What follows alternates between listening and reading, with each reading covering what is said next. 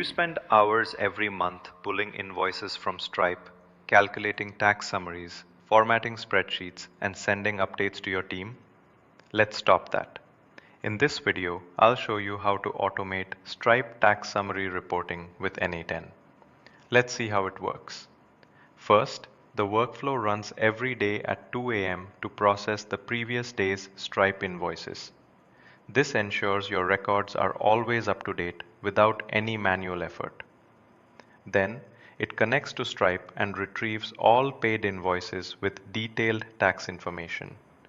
This includes amounts, jurisdictions, line items, customer details, and metadata. Now, before moving forward, the workflow validates the data, checks if invoices exist for the day, ensures tax and jurisdiction fields are present, flags any missing or invalid data. If validation fails, the workflow sends an error notification to Slack with details for quick troubleshooting. Next, the data is processed into meaningful summaries, groups invoices by jurisdiction, aggregates tax amounts, converts amounts to base currency if needed. The result? A clear, jurisdiction-wise breakdown of collected tax.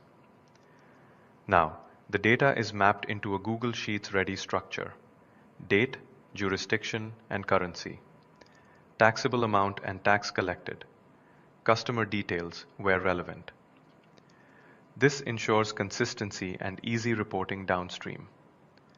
Then, the workflow writes the formatted data directly into your configured Google Sheet, maintaining an always up-to-date tax ledger. Now, once the update is complete, the workflow sends a success alert to Slack. The message includes the reporting date, number of invoices processed, and a confirmation link to the updated sheet.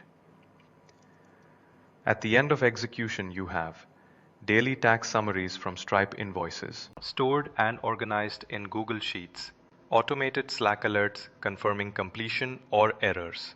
If you handle recurring tax compliance or financial reporting, this workflow eliminates manual exports and spreadsheets, saving hours every week. You can download the exact workflow from the link in the description. If you found this valuable, make sure to like, subscribe, and hit the bell icon. We'll be sharing more real-world automations like this. And if you want us to tailor this flow to your use case, drop a comment with your requirements. See you in the next video.